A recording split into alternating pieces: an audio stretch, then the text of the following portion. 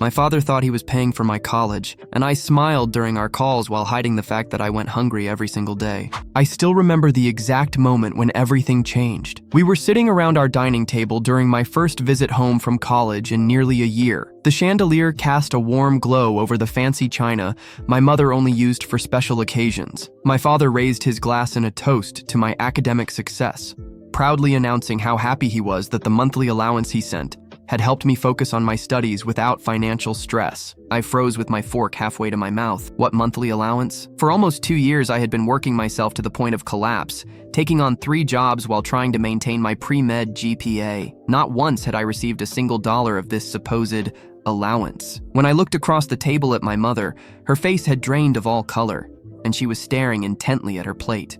That's when I knew. But let me back up and explain how I ended up in this situation to begin with. Growing up in a middle-class suburb outside of Dallas, I had always been told that education was my ticket to success. My father, a successful architect, and my mother, who managed the household finances, had made it clear they expected excellence. I delivered, graduating as valedictorian with a full ride to a state university. But I had bigger dreams. I wanted to attend a prestigious medical school in New York City. When I got accepted, it seemed like all the hard work had paid off. "We're so proud of you," my father had said, hugging me tightly. "We'll help you with living expenses.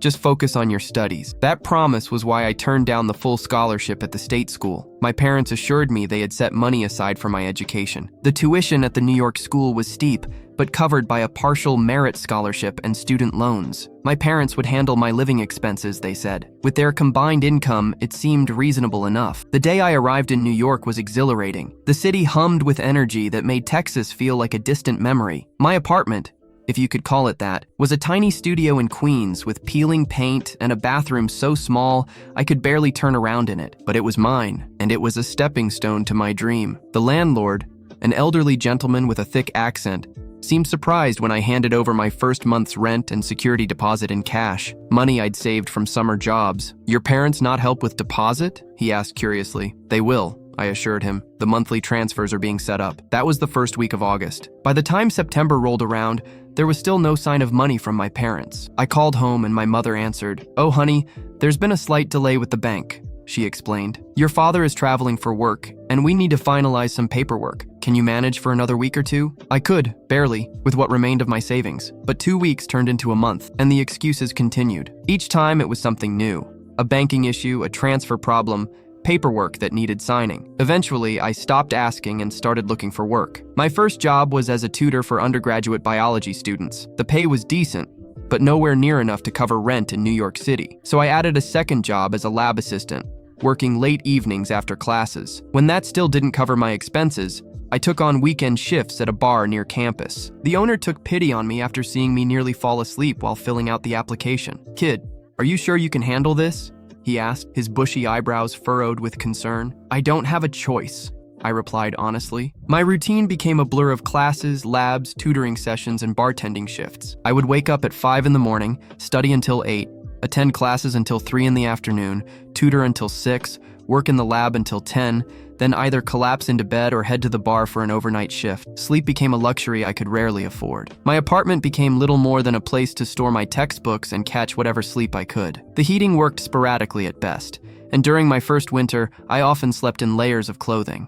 The ceiling leaked when it rained, and I positioned buckets strategically around the room. My landlord would promise repairs that never materialized, but I couldn't afford to move. While my classmates attended study groups and social events, I was either working or trying to keep up with my coursework in whatever moments I could steal.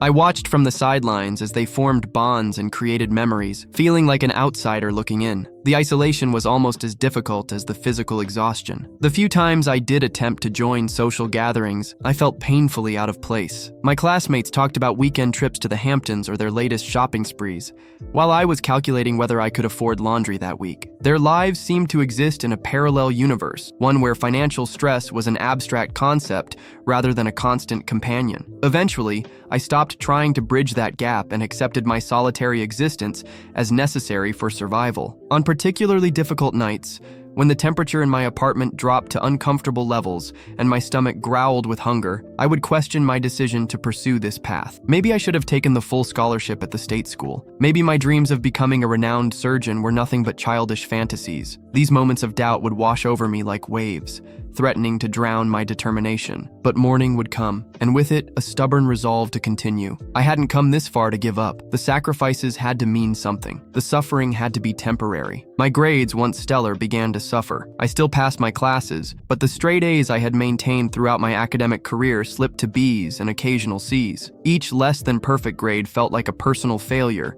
a sign that I wasn't cut out for medicine after all. One particularly harsh moment came when a professor returned a midterm exam with a C- scrawled in red at the top. He asked me to stay after class, his face a mixture of disappointment and concern. "This isn't the work I expect from you," he said, tapping the paper. "Is everything all right?" I gave him the same answer I gave everyone who noticed my declining performance. I was fine, just adjusting to the workload. The truth that I had taken that exam after working a 12-hour shift at the bar and hadn't slept in nearly 30 hours remained unspoken. Pride kept me from explaining, from appearing weak or incapable. The breaking point came during midterms in my second year. I had worked a double shift at the bar the night before a major exam, getting only 2 hours of sleep before heading to campus. Halfway through the test, the words on the page began to swim before my eyes.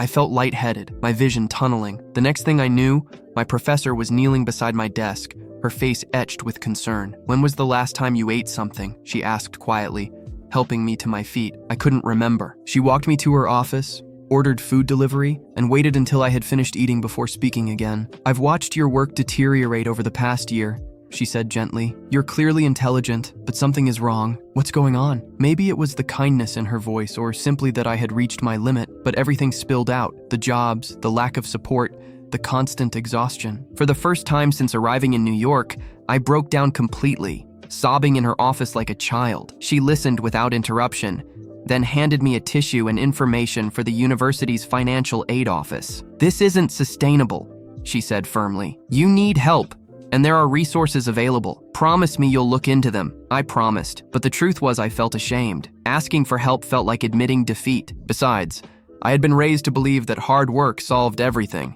If I was struggling, it must mean I wasn't working hard enough. So I pushed on, with small adjustments. I bought a used bicycle to save on subway fare. I learned to cook simple meals rather than grabbing expensive takeout between shifts. I found a free clinic when I got sick rather than paying for campus health services. Every penny was accounted for, every expense scrutinized. The bicycle was a rusty old thing, purchased from a pawn shop for $30. It creaked and groaned with each pedal, but it got me where I needed to go. Cycling through the congested streets of New York brought its own challenges: aggressive drivers, potholes that could swallow a wheel whole, and the ever-present risk of theft. Still, it saved me hundreds of dollars in transportation costs over the months. Cooking became an unexpected source of comfort. I would buy whatever vegetables were on sale, combine them with the cheapest proteins I could find, usually beans or eggs, and create meals that stretched for days. My tiny kitchenette barely had room for a pot and pan, but I made it work. On Sundays, I would prepare all my meals for the week, portioning them carefully into containers that filled my mini fridge. The monotony of eating the same thing day after day was a small price to pay for financial survival. Getting sick was a luxury I couldn't afford, yet my exhausted body frequently succumbed to colds and flu. The free clinic in my neighborhood became a familiar refuge. The wait was always long, the chairs uncomfortable, but the doctors were kind and understood the plight of students like me. They would slip me extra samples of medication or recommend over-the-counter alternatives that wouldn't break my budget. Throughout this time, my contact with my parents became increasingly sporadic. Video calls were scheduled and then canceled. My texts were answered hours or sometimes days later. When we did speak, the conversations were superficial. They asked about classes, but never about money. I stopped mentioning my financial struggles, partly out of pride and partly because I was tired of the excuses. During this difficult period, small kindnesses kept me going. The owner of a local deli who would slip extra food into my order without charging me. The barista who occasionally marked my coffee as a mistake so I could have it for free. My elderly landlord who pretended not to notice when my rent was a few days late. These small gestures reminded me that not everyone was indifferent to suffering. The deli owner, a gruff older man with hands like weathered leather, never explicitly acknowledged what he was doing. He would simply nod when I came in, prepare my usual sandwich, and then add an apple or a cookie or sometimes an extra half sandwich to my bag. When I tried to thank him once, he waved it away. "You're too skinny," he said, as if that explained everything. I learned later that his own son had struggled through college years before. The coffee shop near campus became another unexpected haven. The head barista, a graduate student herself, seemed to intuitively understand my situation. On days when I looked particularly exhausted, she would call out, "Oh, we made an extra mocha by mistake. Do you want it?" It was never a mistake, and we both knew it, but the pretense allowed me to accept the gesture without feeling like a charity case. One evening, while working in the lab, I overheard two professors discussing the university system. "It's designed to break them," one said wearily. "The debt, the pressure, the competition. We're creating a generation of burned-out professionals before they even enter the workforce." His words resonated deeply. I was being broken, piece by piece, and for what? A degree that was supposed to help people but was destroying me in the process? The conversation continued, with the professors debating whether the current model of higher education was sustainable. They spoke of rising tuition costs, predatory loan practices, and the growing mental health crisis among students. I pretended to focus on my work, but every word hit home. I wasn't alone in my struggle. I was part of a larger, systemic problem. That night, I lay awake in my cold apartment, contemplating my options. I could continue as I was, gradually deteriorating under the strain. I could drop out, admit defeat, and return to Texas with nothing to show for my efforts but debt. Or I could find another way forward, one that acknowledged my limitations but didn't abandon my dreams. The turning point came unexpectedly, through a friendship I had somehow managed to maintain despite my hectic schedule. Alex was a classmate who had noticed my frequent absences from study groups. Unlike others who simply wrote me off as antisocial, he made an effort to check in. One day, he followed me after class and saw me changing into my bartending uniform in a campus bathroom. "So this is why you're never around," he said, leaning against the wall as I knotted my tie. I expected judgment, but found understanding instead. Alex came from a working-class background and had navigated financial aid systems that remained mysterious to me. Over the next few weeks, he helped me apply for additional grants and introduced me to a financial advisor who specialized in helping students. "You're not alone in this," he insisted, "and you don't have to be." Alex's friendship became a lifeline. He would show up at the bar during my shifts, not to drink, but to keep me company during slow periods. He shared his class notes when I was too exhausted to attend lectures. Most importantly, he listened without judgment when I needed to vent about the unfairness of it all. The financial advisor Alex introduced me to was equally transformative. She took one look at my situation and identified opportunities I hadn't known existed: emergency hardship funds, work-study positions that paid better than my current jobs, and specialized scholarships for students in my exact circumstances. "The system is complex by design," she explained. "It keeps people who need help the most from accessing it, but we can work around that." With Alex's guidance, I secured a research assistantship that paid better than my tutoring job and offered flexible hours. I was able to quit the bar job, reclaiming my weekends and some precious hours of sleep. The difference was immediate. My grades improved, and for the first time in months, I didn't feel like I was drowning. When spring break approached, Alex invited me to stay with his family, rather than paying rent for a week in an empty apartment. It was during those days, surrounded by the warmth of a household where people genuinely cared for each other, that I began to question my own family situation more deeply. Alex's parents were by no means wealthy. His father was a plumber, his mother a school secretary, but their home was filled with laughter and obvious affection. They welcomed me without question, insisted I eat second helpings at dinner, and seemed genuinely interested in my studies and aspirations. This casual kindness highlighted the strange distance that had grown between me and my own parents. Why? Had my parents promised financial support they never delivered? Why the constant excuses? Had something happened that they weren't telling me about? After returning to New York, I made a decision. I would go home for a weekend and have an honest conversation with my parents. No more polite avoidance, no more pretending everything was fine. The opportunity came sooner than expected when I received news that I had been awarded a prestigious scholarship that would cover my remaining tuition and provide a stipend for living expenses. It felt like the weight of the world had been lifted from my shoulders. I called home immediately, eager to share the good news. My mother answered, and after congratulating me, suggested I come home to celebrate. "Your father will be so proud," she said, her voice tinged with what I now recognize as relief. The flight back to Texas gave me time to reflect on how much had changed. I was no longer the naive freshman who had arrived in New York with big dreams and blind trust. The past 2 years had hardened me, taught me to question and verify rather than accept at face value. I rehearsed what I would say to my parents, preparing myself for various scenarios. What I wasn't prepared for was the revelation that would turn my understanding of my family upside down. So there I was, sitting at the dining table, listening to my father toast my success and mention the monthly allowance he had supposedly been sending for almost 2 years. The silence that followed his statement stretched into uncomfortable territory. My mother stared at her plate. My father looked confused, and I felt a surge of anger unlike anything I had experienced before. "What allowance?" I finally asked, my voice steady despite the storm of emotions inside me. My father looked genuinely puzzled. "The $1,000 we've been sending each month since you started school? Tell him, dear," he said, turning to my mother. She couldn't meet his eyes or mine. "I think we should discuss this later," she murmured. "No," I said firmly. "We'll discuss it now. I haven't received a single dollar from either of you since I moved to New York. I've been working 3 jobs, sleeping 4 hours a night, and nearly collapsed during an exam because I couldn't afford to eat regularly." The color drained from my father's face. "That's impossible. I've been transferring the money to your mother's account each month specifically for you." All eyes turned to my mother, who seemed to shrink in her chair. "The money went to cover some investments that didn't pan out," she finally admitted in a small voice.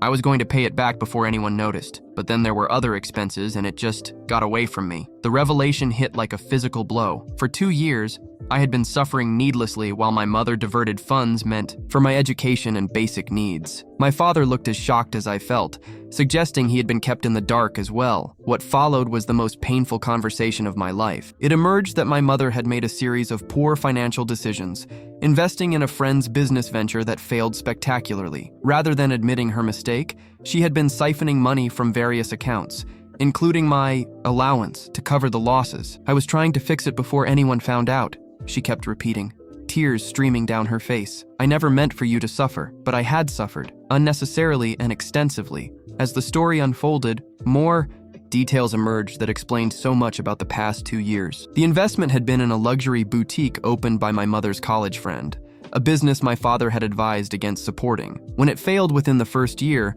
my mother had already committed substantial sums from the family savings. Rather than admitting this to my father, she began diverting funds from other sources, creating an elaborate web of financial deceit. My father sat in stunned silence as my mother explained how she had intercepted his transfers, rerouting them to cover mounting debts. She had been juggling accounts, taking out secret loans, and systematically hiding the extent of the financial damage from both of us. "The boutique was supposed to triple our investment," she insisted, as if this justified everything. "We would have had more than enough for your education and our retirement.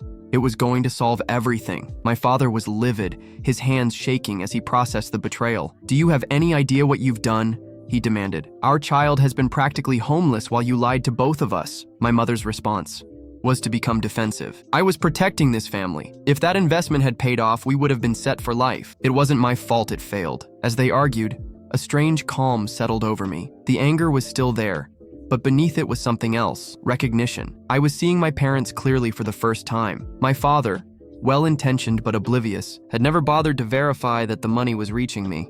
My mother, unable to admit her mistakes, had sacrificed my well-being rather than face consequences. I stood up from the table. "I'm going back to New York tomorrow," I announced. "The scholarship starts next semester. Until then, I'll manage as I have been." "No," my father said firmly. "I'll wire money directly to your account tonight, and we'll discuss permanent arrangements that don't involve your mother having access."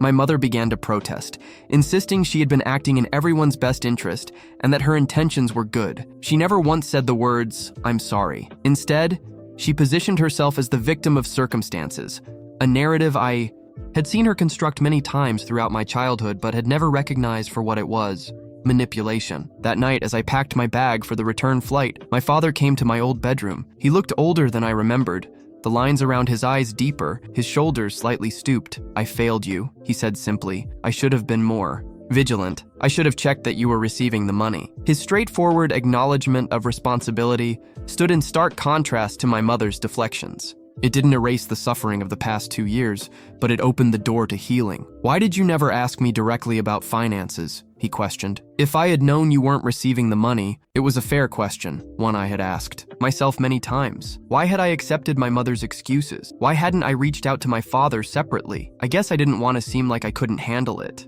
I admitted. And after a while, it just became the new normal. I was surviving. Barely, but surviving. We talked for hours that night, filling in the gaps of the past 2 years.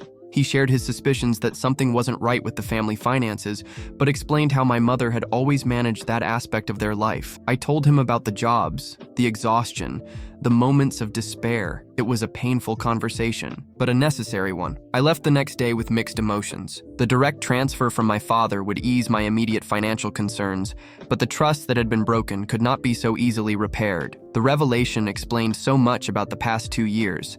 The canceled video calls, the delayed responses, the avoidance. My mother had been hiding her actions, not just from me, but from my father as well. Back in New York, I threw myself into my studies with renewed energy. With financial stability came academic success, and I finished the semester with the highest grades I'd earned since starting college. The scholarship began as promised, providing enough for rent in a better apartment and basic living expenses without the need for multiple jobs. The new apartment was nothing luxurious, but it was clean, safe, and, most importantly, had reliable heating and no leaks. Moving day was bittersweet. I had so few possessions that the entire process took less than 2 hours. Alex helped me carry my boxes and insisted on buying pizza to celebrate. "To new beginnings," he said, raising a slice.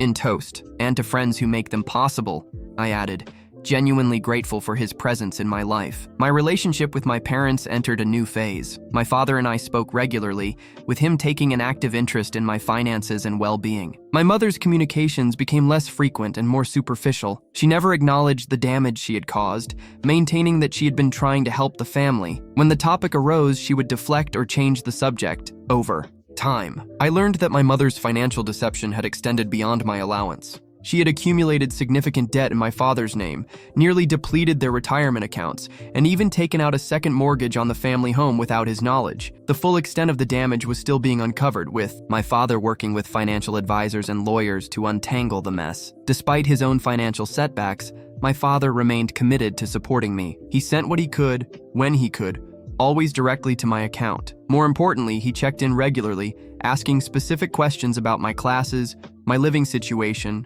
my health. He became the parent I had needed all along. The experience changed me profoundly. I had always believed that hard work alone determined success, but now I understood how privilege, support systems, and simple luck played enormous roles. I became more compassionate toward others struggling with circumstances beyond their control and more aware of the invisible battles people might be fighting. I also became more discerning about who I allowed into my life. The friends who had stood by me during my darkest times, particularly Alex, remained close while I distanced myself from those who had disappeared when I couldn't participate in their social activities. As for my mother, I maintain a polite but distant relationship with her. She continues to portray herself as misunderstood rather than acknowledging her betrayal. My father, to his credit, has made significant changes. He's more attentive, more present, and has taken control of the family finances. When I returned home for winter break the following year, I found my parents living separately. My father had moved into a modest apartment closer to his office,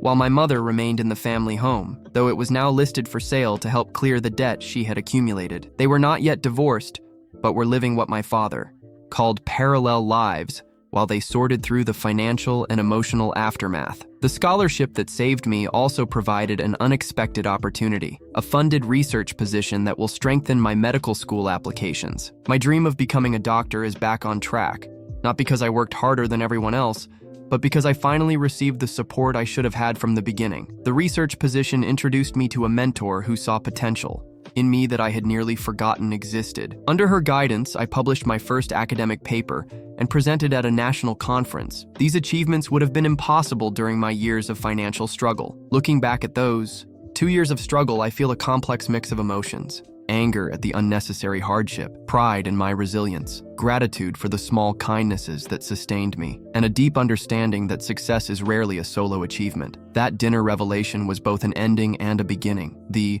end of a period of desperate struggle and the beginning of a more authentic relationship with my parents, particularly my father. It was also the moment I truly grew up, seeing my family not as I wished them to be, but as they actually were. The truth, as painful as it was, set me free. And while my mother still can't admit her wrongdoing, I've made peace with the fact that some people never will. The silent revenge, if you can call it that, is living well despite her actions rather than because of her support. I sometimes wonder what would have happened if I hadn't received that scholarship, if the truth had remained hidden for longer. How much more would I have suffered before breaking completely? What irreparable damage might have been done to my health, my academic career, my future?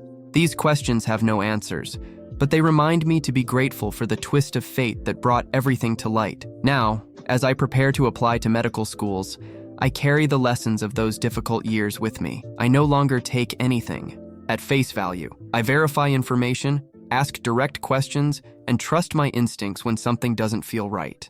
I've learned that it's possible to forgive without forgetting, to move forward without erasing the past. Most importantly, I've learned that asking for help isn't a sign of weakness, but a form of strength. It takes courage to admit you can't do everything alone. It takes wisdom to accept support when it's offered. If there's a lesson in all of this, perhaps it's that resilience doesn't mean enduring unnecessary suffering in silence. Sometimes the strongest thing you can do is ask for help, demand the truth, and hold people accountable, even when those people are family. And you, if you were in her position, what would you have done differently? Leave your comment below.